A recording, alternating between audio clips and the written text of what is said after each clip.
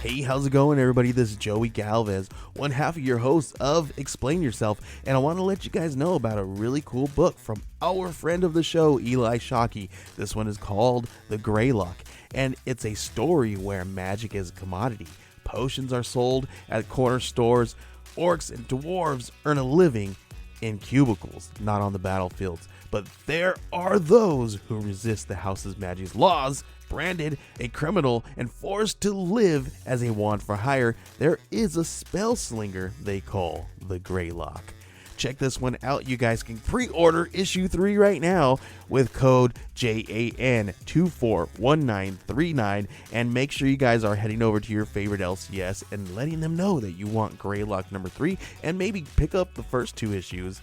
You could do that at the Scout web store. So make sure you guys are grabbing the Greylock number 3, JAN241939 at previewsworld.com. Okay, everybody. I have something really cool to tell you about. If you haven't heard yet about Anchor, it's the easiest way to make a podcast. Let me explain here. It's free. There are creation tools that allow you to record and edit your podcast right from your phone or computer. Anchor will distribute your podcast for you so it can be heard on Spotify, Apple Podcasts, Stitcher, and more. You can make money from your podcast with no minimum listenership. It's everything you need to make a podcast in one single place. Now, the way that you can do this is you got to download the free Anchor app or go to anchor.fm, and then you can get started. It's really fun. We just switched over recently here at All Too Real 2, and I'm enjoying it so far. So be sure to check it out and let us know what you think.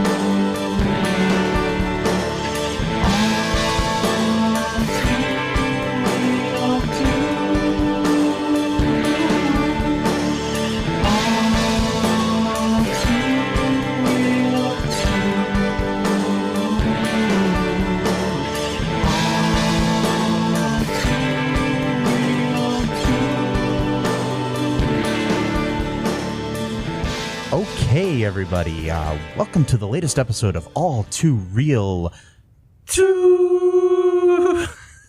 Okay, I'm your host, Michael E. Cullen II, and with me as always is the jolly and always energetic Matthew Haas.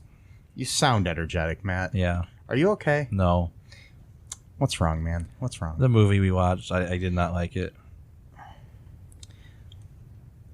What movie was that, Matt? You gotta make me say it. Benchwarmers 2, Breaking Balls. Yes.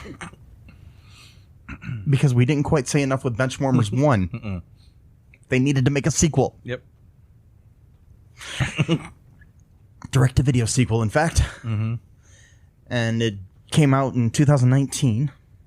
It's a new one. Yeah, in January of 2019 is one of the newest movies. So it's only like 2 months old. As we record this. Mm-hmm. Yes. Got to remember, Matt, this might not air for a year. Anyways, by the way, behind the scenes, folks, we're banking a bunch of episodes. Yeah. So, this movie was directed by Jonathan A. Rosenbaum, and he is known for directing such great things as a bunch of Disney Channel shows. Basically, that's all I've really seen on his thing. He's got like Girl Meets World and Casey Undercover, and He also directed a previous movie that we watched on this show. Mm-hmm. Cop and a Half New Recruit. That one wasn't that bad, actually. Yeah, it wasn't. He's been directing for quite a while, for like 20-some years, so... Yeah. And the writer... Yeah, the writer of this film is Stephen Mazur, who wrote Liar Liar, you know, Heartbreakers. Those are both decent movies. He also wrote Without a Paddle, Nature's Calling, and Matt's favorite movie of all time, Jingle All the Way 2. I don't understand why. Okay. It's weird how we keep running into the same people working on these projects. Mm-hmm. It's very strange on all these direct-to-video sequels. It's because it's like just like networking, you know? It's like you find who you like and you're just like, hey, you want to work on this next project? And then they just get the same like 15 people. I mean, what's next? Are we going to get, Jingle All the Way 3 with Hulk Hogan or something like that? Or No, okay. and we will not. Or The Rock, Dwayne Johnson, No, that would actually be good. Yeah, it would be. Yeah. I don't think he would replace Larry the Cable Guy in a movie, because Larry already replaced him in a movie. That's right, he did. In Tooth Fairy.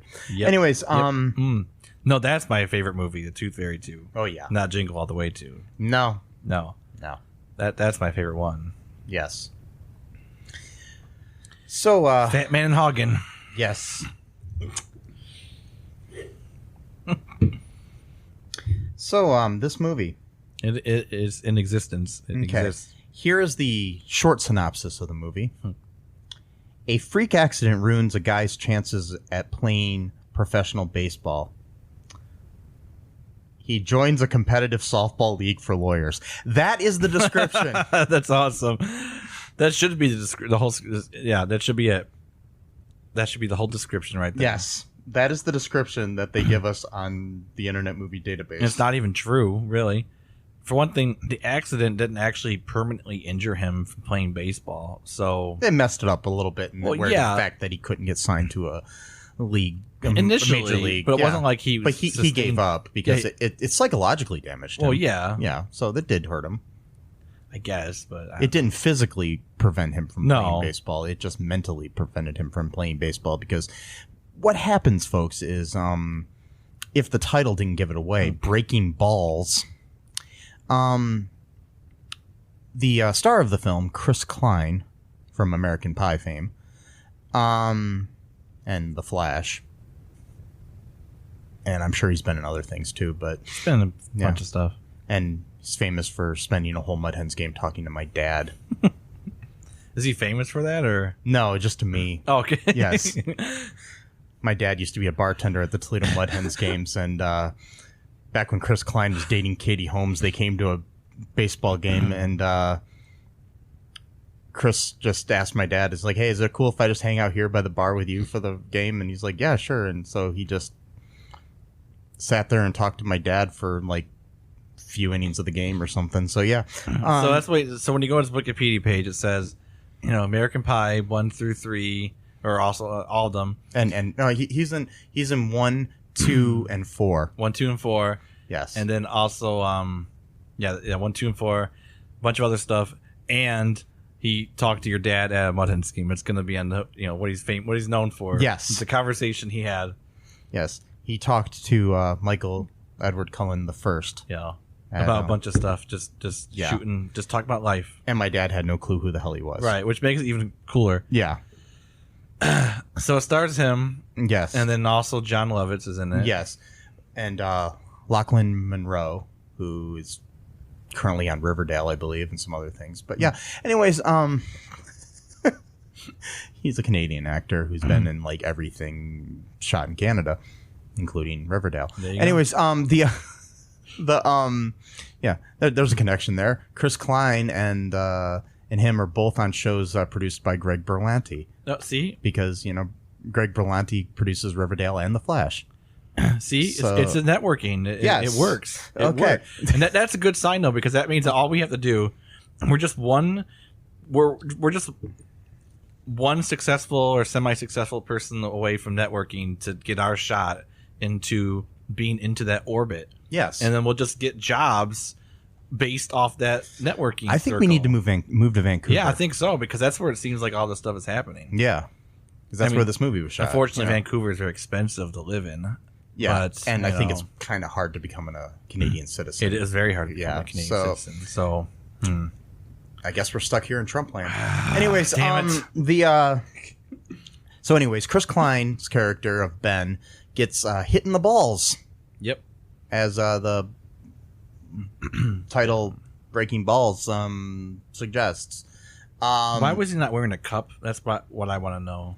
Most AAA baseball players I know of wear cups. I'm pretty sure. Anyone? I wore a cup when I played Little League. Yeah. Even. I mean, come on. It's only. I think smart I and think safe. I wore a cup when that week I played t-ball.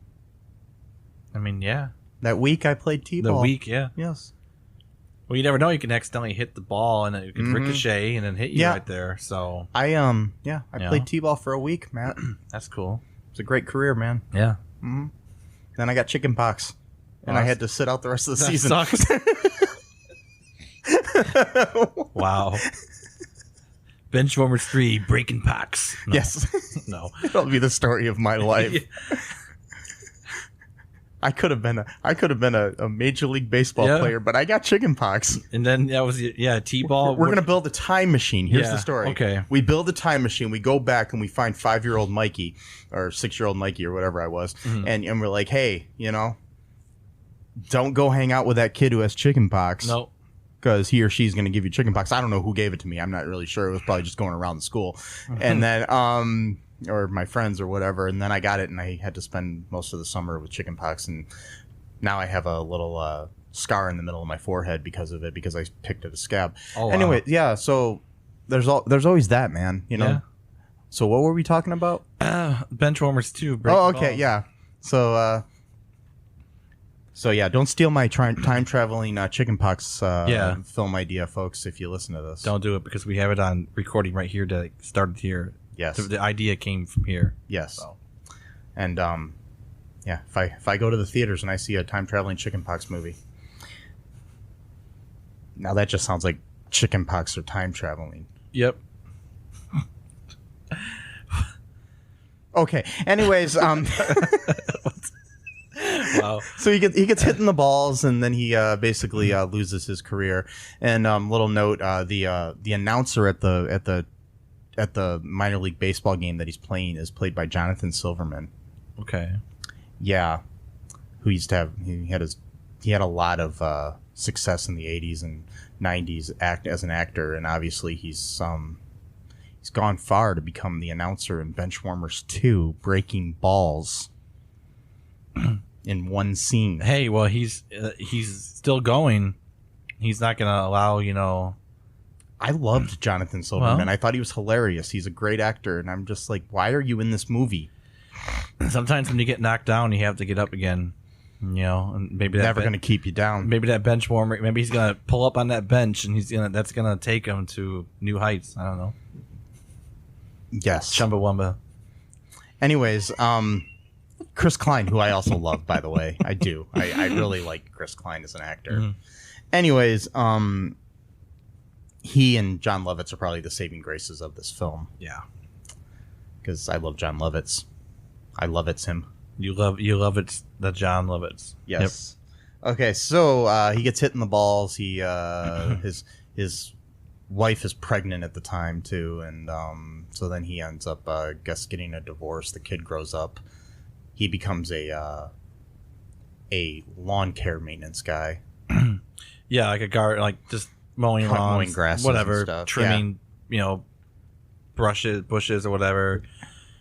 And it's like, one of those stereotypical movies where, the ex-wife is bitter because her husband, wasn't a huge success, and Yeah. denigrates him for having like a regular job, And you basically realize she didn't really love him. She was only with him for the success and the money. And a lot of these movies have this kind of like trope of like the girlfriend / wife is, but I don't know, because he didn't mention his kid though when he was talking about like for like a few years he was like just like drinking a lot, not really, you know what I mean? So like there may have been more to the story, but since it's called Benchwarmers 2 Breaking Balls, they really couldn't get into like character depth really for that kind of a movie, so it just kind of glossed over like, yeah, for a few years I was kind of drinking and not really doing anything. So maybe I don't know though, but when he got hit in the balls first though, she was like, "Oh fuck," like, which kind of like made it like foreshadowing that she was gonna leave him because she was gonna be. So I don't know.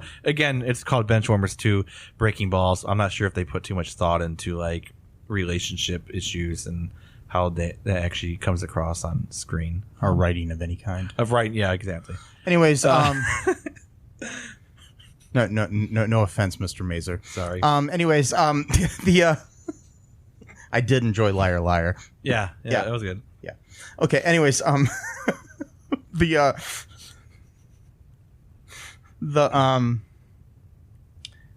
God.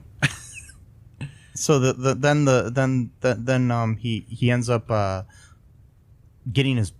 passing the bar, which they made a really bad joke about when he tells his wife that, I passed the bar. And she's like, oh, that's the first time or something like that. You passed. He's like, no, I didn't pass by a bar. I passed the bar. Blah, blah, blah, blah, blah. Ba-dee-doo-doo-doo-doo. Anyways, yeah, that was a terrible joke. So he goes and he applies for jobs everywhere. Nobody wants to hire him because he got his degree online or something. Yeah, UCLO. Yeah. And then he ends up getting hired by this really fancy law firm that is run by Lachlan Monroe's character, who is named... I never got his name. Oh, they say it because it's Stenhouse. Oh, that's right, Stenhouse. Yeah, because Stenhouse and Gray is the name of the law firm he runs. And he gets hired, and he finds out that later on that he was just hired basically to play softball for them, for their softball team, as a ringer in the softball team. And so then he quits or gets fired. He gets fired because he tries to hit a ball, but he can't hit it because he's having PTSD from his getting hit in the balls. Ball breaking experience. Yes. And so then he goes to a bar and is going to get drunk, but he doesn't. He ends up dumping the drink he orders down the drain. And he just wanted to go to a bar and pretend to wallow in his self. Yeah. And then John Lovitz is there as his character from the original Benchwarmers, which I'm sure everybody remembers fondly. Mm-hmm. I kind of sort of do. Because I'm just... Okay. I kind of get doing a sequel to a successful movie that everybody loves. Benchwarmers was a decent movie. It's not the most memorable movie in John Lovett's career or anybody else that was involved in that film's career. Why make a sequel to that movie? I don't get. Yeah, and also why, if everyone in Benchwarmers 1 like used that victory to kind of like as like a springboard to, become successful in their lives and careers, and what was John Lovitz's character still being kind of like somewhat down and out, even though he's like a billionaire, he's like, yeah, he's still kind of like a sad sack person. So how come he didn't use that as like a springboard? No, I know. Just really, again, it's called Benchwarmers 2 Breaking Balls, so there's not much character depth in these kind of movies, and I mean it quite literally, because there is so much overacting in this movie. I mean, it's like asinine. It's really high. It's terrible. I blame that on direction more than anything, in a lot of ways, allowing that to happen. And no offense, Mr. Rosenbaum. I'm sorry.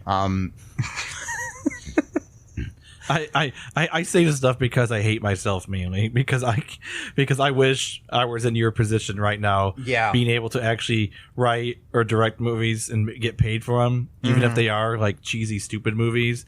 I don't even do that, so it's really about me. It's not about you. And to the people out there, if you want to make Benchwarmers 3, Matt and I are more than happy to write it and direct it for you. Just make sure we have John Lovitz on board, and we're good. Yeah. Yeah, we don't have to have anybody else. We'll get John Lovitz. We'll be good. Mm-hmm. Yes. We can make do with one actor who's known, and everyone else can be no name or just people off the street even. Mm-hmm. Just, hey, can you recite a line? There you go. Cool. Yep. We can make it work. We'll make a good movie for you. We will. So you know, so if you're out there listening, hire us. We've got some ideas. I mean, hell, we could do the chickenpox. There you go. The chickenpox time travel idea. I mean, you know, Sandlot 3 was about time travel, so why not make Benchwarmers 3 about time travel? Anyways, we're gonna so what else happened in this? You know, we got. So yeah, he John Lovitz hires him to work at his firm that he inherited from like a lawsuit or something like that. Yeah, he's the owner of a law firm. He's not a lawyer himself. Called Schmood and Ass. Associates. But yes, and graciously he hires him to also be a lawyer as well as a manager of the softball team. Don't forget their tagline though too for the law firm. What was it? Don't get sued, get schmooed. That's right. Don't get sued. Yeah. Okay. So he gets like a really shitty office that's like tiny. Yeah. He can't even like walk around. He has to like climb over his desk just to get into a seat. It's like a closet, literally. Mm-hmm. But the difference is that he actually hired him to be a lawyer, is in addition to being the softball coach. Pretty sure his office is a fire hazard. It was. Well, it is. I mean, come on. I mean, you can't do that. I mean, come on.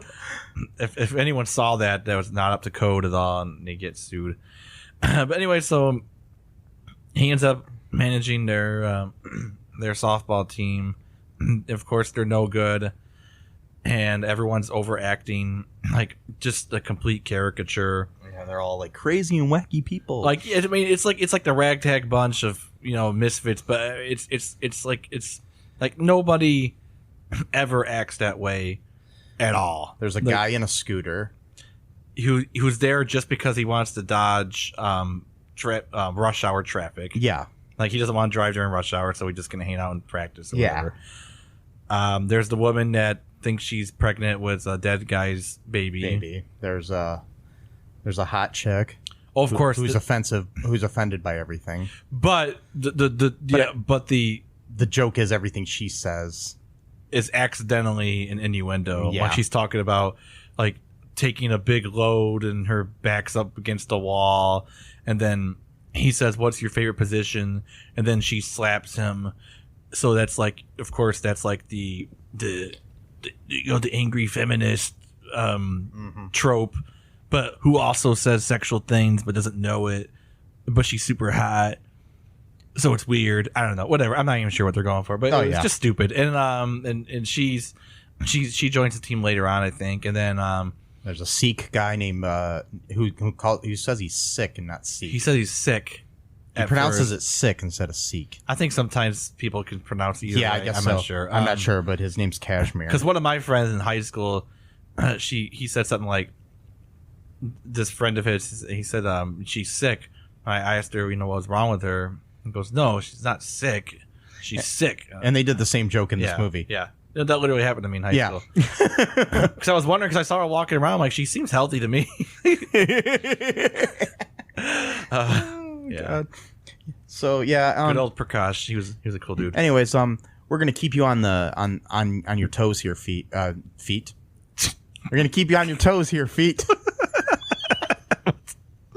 Matt, what's wrong with me? I don't know. What's wrong with any of us? We're gonna keep you glued here, people. We gotta take a little break here for a word from our sponsors, and then we'll be right back here with All Too Real 2. All right.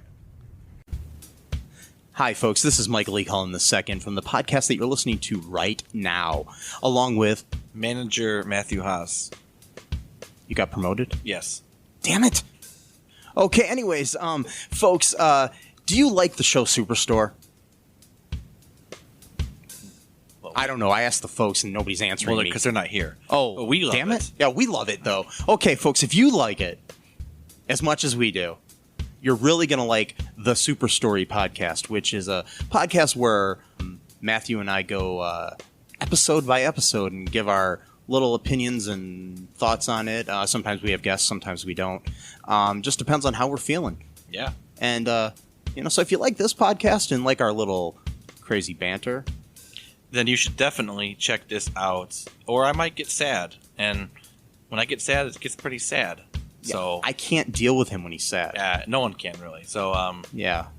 So check out Super Story Podcast right here where you get this podcast, Super Story Podcast. Okay, we're back. Those were some good ads, weren't they? yeah, Yes. I like them. Don't get sued, get schmooed. Yeah. They weren't one of our sponsors. No, so, because they're a fictional company, but Yeah. but Anyways, so he's managing this team. Then there's a random law case going on that takes up way too much of the movie. I'm like forgotten everything that's happened in this movie just because of how stupid it is. Yeah. So help me try to. It's like you know how they sometimes say with like Chinese food, you eat it and then like an hour later you're hungry. Yeah. That's how I feel after Yeah. this movie. Like an hour later, I forgot I You watched forgot the movie. everything. Yeah. Yeah. And for me, Chinese food is mainly 2 or 3 hours, but you know, Yeah, I but get still, it. you know what I mean? I get Yeah. the gist of it. Yeah. Yeah. It's because a lot of it's not very high in protein. Yes. You got the rice, which is the Yeah. carbohydrate. I'm getting into stupid stuff here. But Yes. anyways, I'm getting off topic. We need to focus. All right, so focus on the Benchwarmers 2 Breaking Balls. Yes. And so he's starting to like what he's doing, and then his son is like proud of him because he's actually like caring about something for like the first time ever. Yeah. And then he brought his son to help him because his son's like a math wizard. So he brought his son, who's like only like 7 years old or whatever. Yeah, Or like- and his son's kind of hanging out with Mel, who is John Lovett's character's daughter. Yes. Who's named Mel Jr. And she's kind of like a Addams Family type of. Who was the girl from the Addams Family? that- Wednesday Addams. She's kind of like, sort of like. I mean, not exactly in a way. but She's kind of gothy. she looking, reminds and me then of her. She's very dark, but she's overacting. And, Again, yeah. they all of them. So he's like 7 or 8 or whatever, and he's helping basically like do stats for like the players, like who's got the best hits, who's whatever, to kind of that's Yeah. basically his job. And so he's liking that, working with his dad. And once they start getting some new players, they start winning more games, and they're really enjoying it. And then, like Mike said, the court case involves some sewage thing where the guy who coaches the Stetson and whatever. Yeah, they're called. trying to make a plant, build a plant there or something, Yeah. is what it is, and it'll end up tearing down the town that Smoot is located in, which is the hometown of the of this like intern lawyer that's working at the Associates, who's played by Chelsea Reist, or Reist. I don't know how you say her name, but her name is Annie. Okay. And she's kind of the love interest for Chris Klein's character, which you could tell the moment she walked on screen that was going to happen. Yeah. I mean, it was so obvious. Like they just exchanged that look or whatever. And so then things go awry when this case happens, because she grew up from there. She wants to make it so it doesn't happen. So they go talk to the mayor, who is a massage therapist, who is strongly implied gives her customer a happy ending, and she's mayor of the town. Yeah. And it's a really crappy looking business, and the whole street looks like shit. And yeah, so then she's like, "I'm not gonna help you." Of course, Stenhauser is the opposing lawyers, by the way. Yeah, he's So, like yeah. the guy who's the lawyer for this. So then so now the movie becomes a mystery about a missing file. So they have to search for this missing file because the engineer signed off on like a different plan called like something number A, but the one that they had was B. So they're trying to find the one that says A, and they can't find it because the file's missing. And then the guy who wrote it told the guy who works at the place to lie about it. So then They lie about it, and then they come back. I sound like Trump now when he was talking about, and we're gonna go to the Supreme Court, and then they're gonna say we can't go, and then we're gonna build a wall, and then we're gonna go back to the Supreme Court. It's like a B flat the entire fucking time. Yeah. I didn't realize that Trump could actually sing. It was literally a B flat. Yeah. I'm the worst president in the United States history. I know we're not supposed to talk politics on the show, but I really thought that speech was interesting. Anyway, so It was. Anyways, and but basically what happens then, we got the law thing going on, the whole court case thing. There's this file missing. They pretend to find the file, where there's this annoying file clerk there too, who is in on the thing. Is helping Stenhouser for some reason. No explained reason why. Probably money. And because government's corrupt. Yeah. Anyways, Yep. speaking of Trump. Anyways, the sorry folks, don't want to alienate my right-wing listeners here. Yeah. But anyways, the whole thing sucks. Anyways, This movie's terrible, guys. yeah, don't watch it. Please don't. Yeah, I mean, I'd rather watch Without a Pedal. Yeah, I would Nature's too, Calling actually. 4 times more than Because this. it actually had some humor to it. Yeah. Or decent humor, rather, not just stupid overacting. The only thing that makes this movie even palatable. Whoa, that was a weird word. Anyways, is Chris Klein and John Lovitz, Yeah. basically. I mean, and Lachlan Monroe, who's usually a good actor, is way overacting in this too. And I mean, I just don't get it. It's weird. I mean, I'm sure all these people are good actors. They're just not bringing it. They're not utilized Yeah. correctly. So in the end, we'll just boil it down to the end. Good, because I Yeah. don't want to talk So- about this whole movie. So in the end, they end up there. There's this big baseball. I mean, big championship softball game.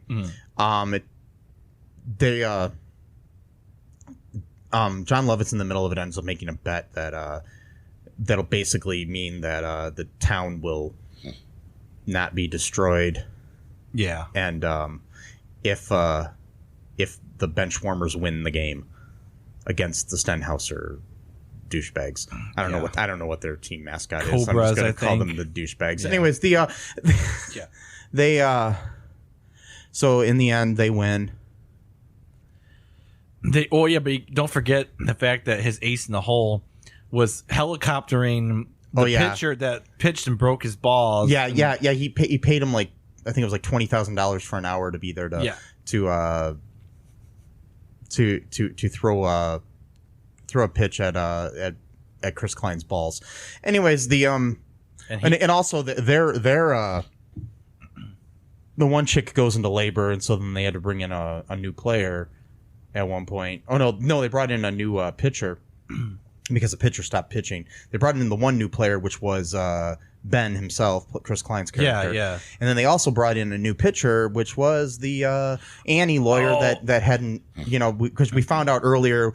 There's a scene earlier in the movie where Chris Klein's character and Chelsea Rice's character have sex. Of course. And we find out that she was like a professional softball player or something before she got into law. Yeah, she has like this shrine of statues hidden away. Oh, by the way, In a whole room just dedicated to that. even though she says that it's not for her, yet she has all of her statues or trophies. And If there was something I was trying to awards. forget, I don't think I'd keep them in a room. of course you in wouldn't. my You would house. have a whole shrine, but that makes sense, right? When you're trying to forget something, you just have it. Yeah, like sitting all the right in shrines front I of have you. to my ex-girlfriend. Yeah. Oh, wait. Wait, do you? No, Oh, okay. I'm joking. I don't think I've seen that. I was just saying, if there's something I'm Yeah. trying to forget, I'm not going to build a shrine to it. Anyways.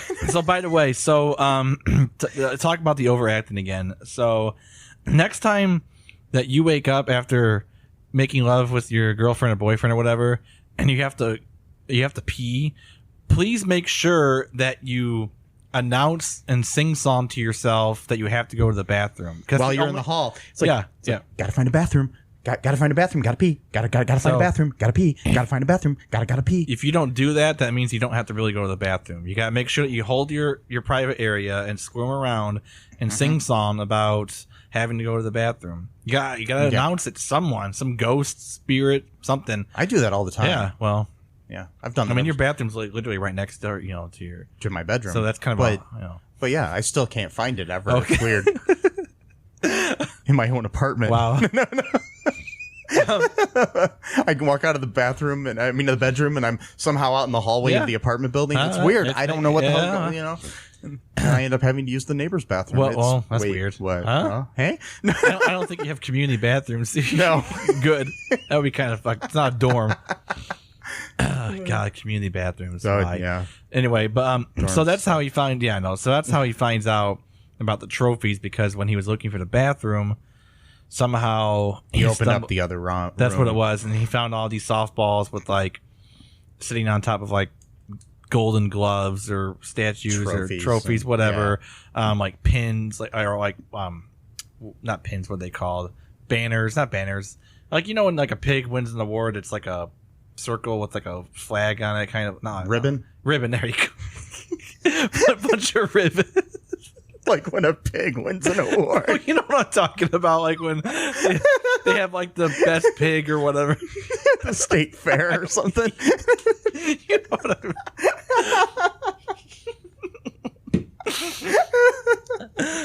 mean? Yeah, a bunch of ribbons. And then he like, again, with the overacting, he like angrily like goes into her room and like shouts and wakes her up, like antagonizing her about lying to him about not playing softball. I'm like, dude, why would anyone be beholden to tell you that they played softball in their life? Couldn't you just wait until she woke up in the morning and talk to her about it? That's my thing. I mean, I'm sorry, but if somebody woke me up in the middle of the night and accused me of playing softball, I think I'd be like, fuck are you talking about? And so she kicks him out of her house for being an asshole.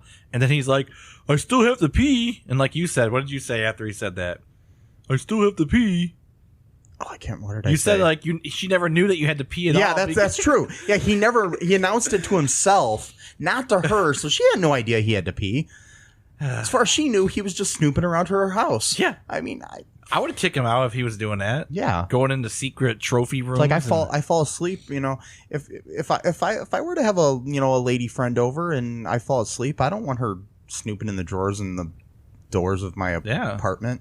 I don't have really many rooms in my apartment, so it's not like she could find a trophy room. What if she went to that closet right there and just was snooping around, whatever? Yeah, she'd find some shoes and some board games and some coats. I was gonna say board games, actually. Yeah. There you go. Yeah. She'd be like, I can't believe it. You play Monopoly. Do you have apples in there? Yeah. Oh, sweet. We should play it sometime. Yeah, we should. How many people do you need to play? I think more than 2. Okay, all right. Yeah, because pretty much if you only have 2, then it's going to be you kind of guess who the other person that put down the card kind of is. defeats the You remember that time? Sorry, I shouldn't say. Yeah, no, go ahead. Remember that time when we were going to play apples to apples, and it was this big, and then the person said that they said they didn't have it, so we went to the store to buy it, and then to find out like, oh, I guess I do have it, because he didn't want to. Oh yeah, I shouldn't say. I'm sorry. Yeah, no, I remember that. Do you remember the time we played apples to apples when we were in college together, and we played it at the there was like an interfaith thing. Yeah, and Matt was like gaining in like was winning at one point, and he's like, what did you say? You're like, oh, they don't call me the comeback kid. They don't call me the comeback kid for nothing. And then I was just like, no one in your life has ever called you that. and I made the Catholic and the Muslim people laugh. That was great. That was awesome. I love that. That was such a cool thing. And then of course, I unbeknownst to me, that the Catholic girl was kind of flirting with me, but since I'm an idiot, I don't know how to read any kind of language. Oh, yeah. I just totally botched that. We could have been married by now, probably, if I, in an alternate timeline. Well, in an alternate timeline, yeah. I don't even know her name anymore. It's the same alternate timeline where I didn't get chicken pox when I was right. playing. See, we got to write this movie. Okay, well, so basically, then they win this game at the end. Yeah, they win, and so everybody's happy. They kiss, and the movie ends. And I still think we're missing something that's so important. We need to fill these holes. Oh, get it with the innuendos. Oh yeah, because of like the. She actually said that at one point. She does. She talked and then she said she was flexible and all about flexible and gapes, and I mean it was like it's hard to count how many. It was so bad. It was such an overacting.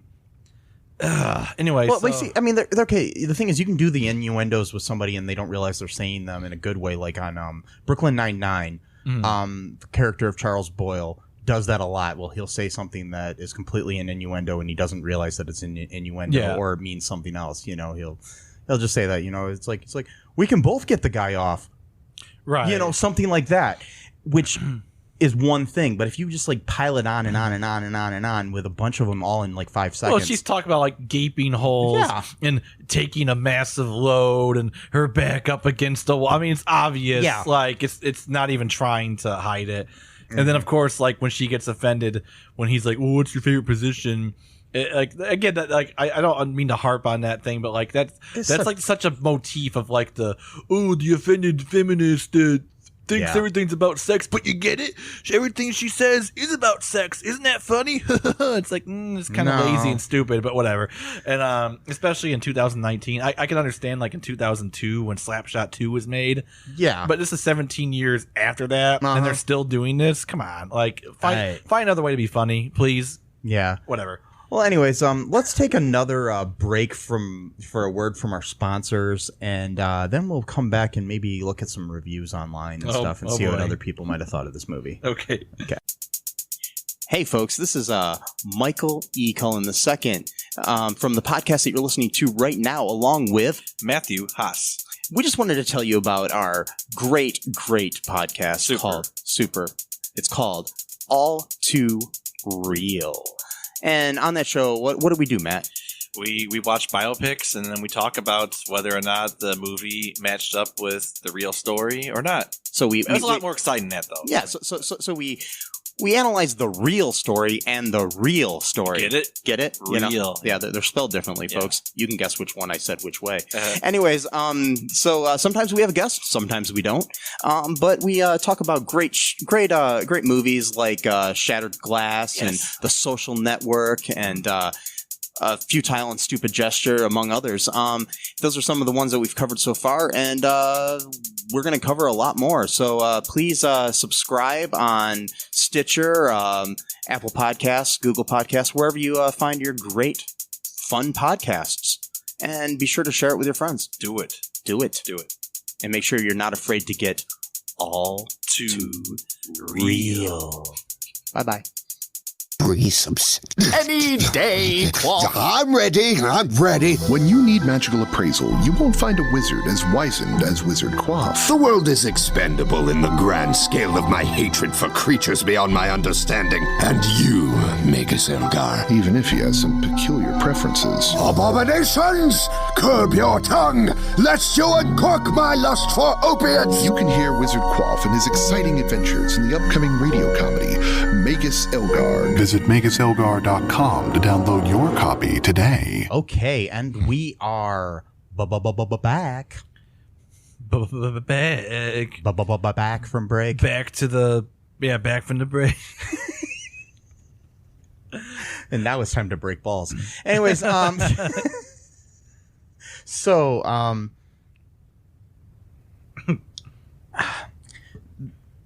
the Internet Movie Database only has 3 reviews for this movie because it's a recent film. And so I'm going to read them all.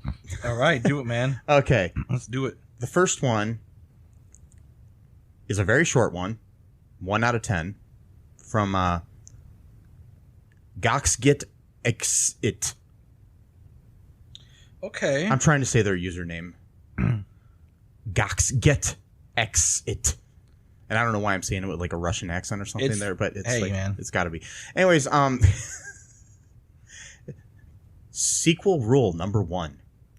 Keep the actors that made the original good, missing important people, and put in bad replacements. I don't know what that meant.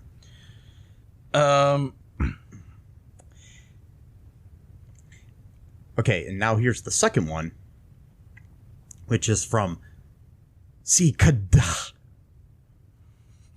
I think I'm making everything sound like I'm a Klingon or something, because it all sounds like Klingon, doesn't it? Sikada. I don't know. I don't really know how Klingon sounds. That's pretty much how Klingon sounds.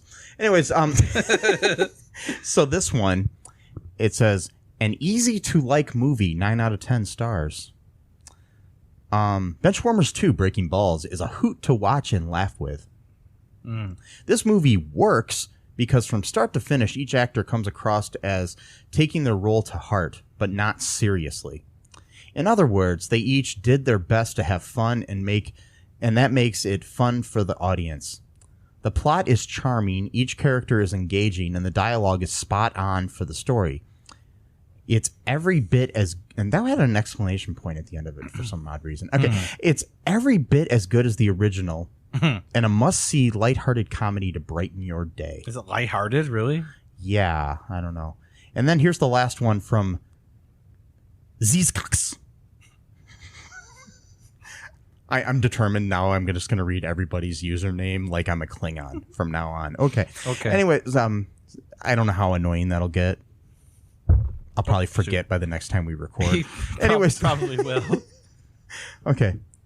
This one is an 8 out of 10, and it says, these movies are likable. These movies are funny and likable, but I truly wonder if the creators actually know that fast pitch and slow pitch are two different sports. That's all they had to say. They're criticizing, of everything you could criticize in this movie, they're criticizing the actual softball that was played in the film. Wow. What a great eye for detail there.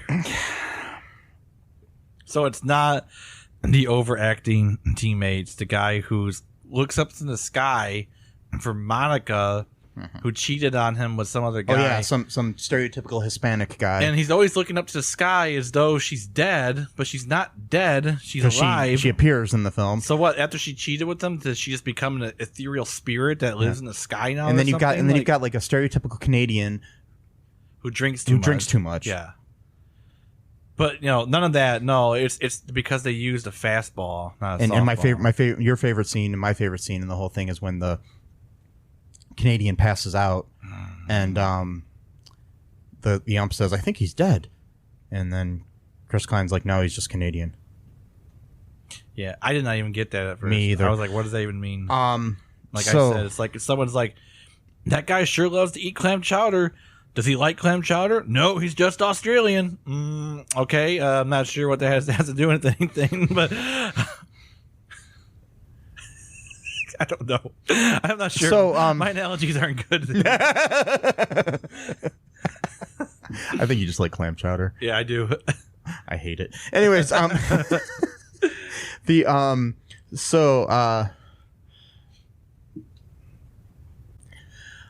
okay, so I've got just one question before we wrap this shindig up.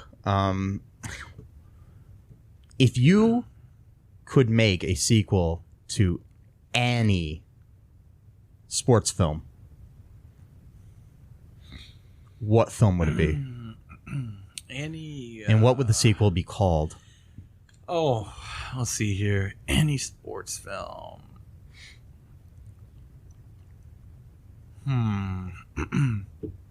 Well, some of them already have sequels. Let's see here. It could even be one that already has a sequel and you want to make like a third or a fourth one. Third, fourth.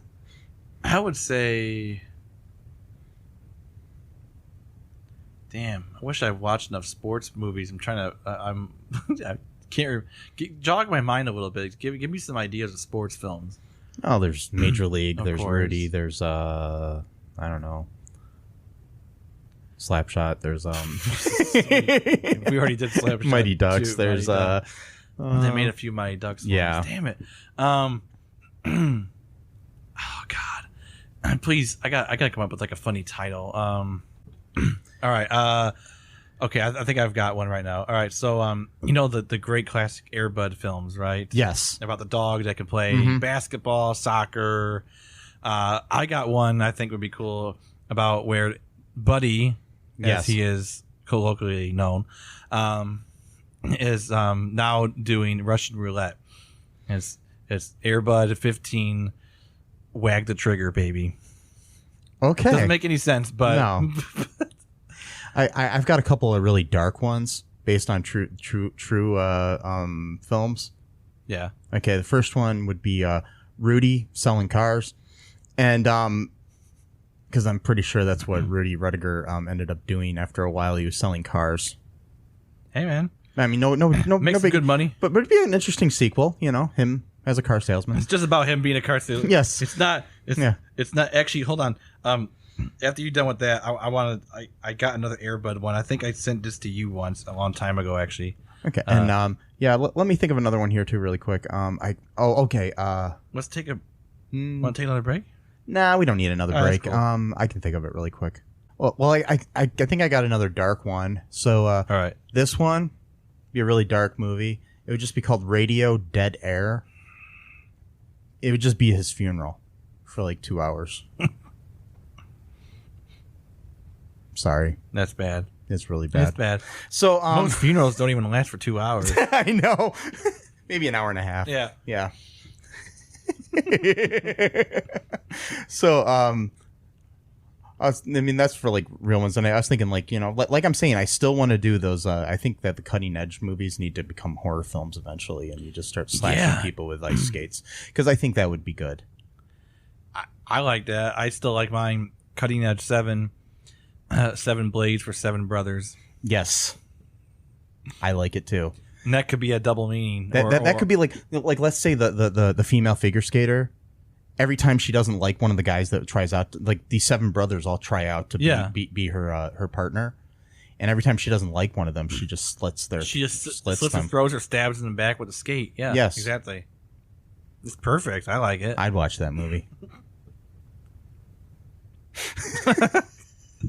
Okay, so anyways, I think that's all we got for today. I'm running low on need some more caffeine. Yeah, I'm running low on some Faygo Moon Mist. Me too. But you were going to ask me one more question. You always ask me after every single one.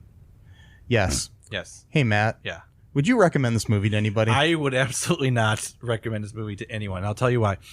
Okay, I was waiting for you to ask me that Yes. question. Okay, I literally forced you to. But I would rather have John Heder proselytize the Church of Latter-day Saints for me every single day for 10,000 years as the character of Napoleon Dynamite in the most inopportune location in terms of climate, economy, and recreation than to watch this movie ever again in my entire life. That's a strong stance. It's a very strong That's stance. a very strong stance. I would probably just watch this movie again as opposed to having that happen to me. I'm just saying. That's fine, but because I like it. I could probably get used to John Heder talking to me about that, so I could probably find some kind of pleasure in that. So, you find something that you can like about something that. So John Heder, if you're listening, Heder, it's not Heder. Sorry, is it Heder or Heder? I don't know. I always whichever it is. It doesn't matter. But John, sir, if you're listening and would like to take Matthew up on his proposition here, he's willing to do that as opposed to watching the sequel to a movie you were in. Yeah, because you weren't in the sequel. You were in the first one. If you were in the sequel, it might have been a better movie. You were actually good in the first one. Yes. So, and again, I honestly don't remember the first one much. I don't either, but I remember he was okay in it, and so was everyone else in the movie.